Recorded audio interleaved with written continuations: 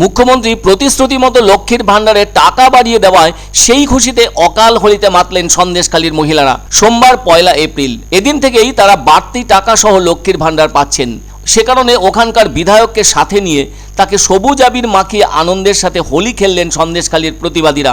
মুখ্যমন্ত্রী কথা দিলে কথা রাখেন, সেটাই যেন প্রমাণিত হলো। এদিন থেকে সাধারণ জাতির মহিলারা পাচ্ছেন 1000 টাকা এবং তপশিলি জাতি ও উপজাতির মহিলারা পাচ্ছেন 1200 টাকা করে। উত্তর 24 পরগনার বসিরহাট লোকসভার অন্তর্গত সন্দেশখালীর বিধায়ক সুকুমার মাহাতো, সন্দেশখালীর 2 নম্বর ব্লকের পঞ্চায়েত সমিতির সদস্য দিলীপ মল্লিক, 2 নম্বর ব্লকের পঞ্চায়েত সমিতির সহসভাপতি মহেশ্বর সর্দার, আদিবাসী নেত্রী অষ্টমী সর্দারদের কাছে পেয়ে উলুধ্বনি ও শঙ্খধ্বনি সহযোগে নাচ গানের ভেতর দিয়ে সবুজ আবিরে একে অপরকে রাঙিয়ে যেন উৎসবে মাতলেন প্রতিবাদীরা।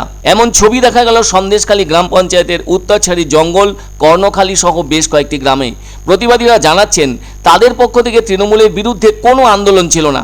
দলের 3 নেতা শেখ শাহজাহান, শিবপ্রসাদ হাজরা, উত্তম সর্দারদের হাতে দারুণভাবে তাদের শালীনতা নষ্ট হয়েছে। ওরা তাদের জমি জায়গা লুট করে নিয়েছে, লিজের টাকা দেয়নি। ওরা জেলে আছে, শাস্তি পাচ্ছে, এতেই আমাদের শান্তি ফিরেছে। ফলে আমরা আগেও তৃণমূলের পাশে ছিলাম, বর্তমানে আছি এবং ভবিষ্যতেও থাকব। আর বিশেষ করে লক্ষ্মীর ভান্ডার নিয়ে কথা দিয়েছিলেন মমতা বন্দ্যোপাধ্যায়, সেই কথা তিনি রাখলেন।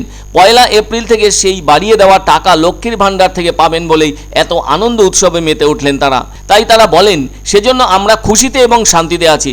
উল্লেখ্য, পশ্চিমবঙ্গের তৃণমূল সরকার লক্ষ্মীর ভান্ডার চালু করেছিল 2021 সালের ফেব্রুয়ারিতে। 25 থেকে 60 বছর বয়সী মহিলারা যারা অর্থনৈতিকভাবে দুর্বল, তাদের স্বাবলম্বী করার উদ্দেশ্যে অর্থনৈতিক সহায়তা করতেই চালু করা হয় লক্ষ্মীর ভান্ডার। তখন ছিল সাধারণ জাতির মহিলাদের জন্য 500 টাকা এবং তপশিলি জাতি ও উপজাতি মহিলাদের জন্য 1000 টাকা।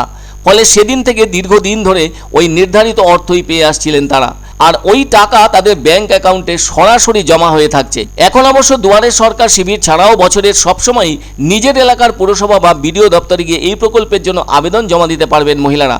এপ্রিল 2024 থেকে লক্ষ্মীর ভান্ডারে বাড়তি টাকা পেতে শুরু করবেন মহিলারা। সমাজ কল্যাণ বিভাগ এবং মহিলা ও শিশু উন্নয়নের অধীনে এই প্রকল্পটি বাস্তবায়িত করা হয়েছে।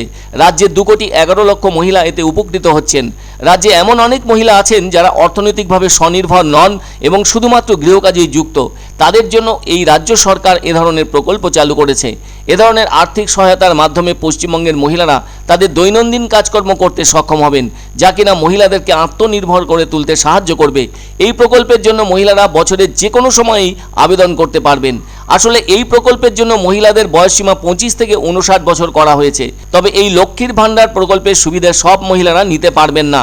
যারা সরকারি নিয়ন্ত্রণাধীন সংস্থায় চাকরি করেন অথবা সরকারি কোনো চাকরি করেন, এছাড়াও পঞ্চায়েত বিধিবদ্ধ কোনো সংস্থা বা পৌরসভা, পৌরশাসিত সংস্থা অথবা সরকার পোষিত শিক্ষা প্রতিষ্ঠান প্রভৃতি ক্ষেত্রে চাকরি করে মাইনে পেয়ে থাকেন, তারা লক্ষ্মীর ভান্ডারের সুবিধা নিতে পারবেন না। আবার যেসব মহিলারা ইনকাম ট্যাক্স রিটার্ন দিয়ে থাকেন, তারাও কোনোভাবেই এই প্রকল্পে আবেদন করতে পারবেন না। এখানকার এসটি মানুষরা যেভাবে তারা নাচ করলো আমাদের সঙ্গে, তাতে আমরা অভিভূত। মানুষ এখনও মমতা বন্দ্যোপাধ্যায়কে চাই। তারা লক্ষ্মীর ভাণ্ডারে ইতিমধ্যে 1000 টাকা দিয়েছে, 500 টাকা জায়গায় 1000 টাকা এবং টাকা বাড়িয়েছে। সেই খুশিতে মানুষ কিন্তু আজকের আনন্দিত।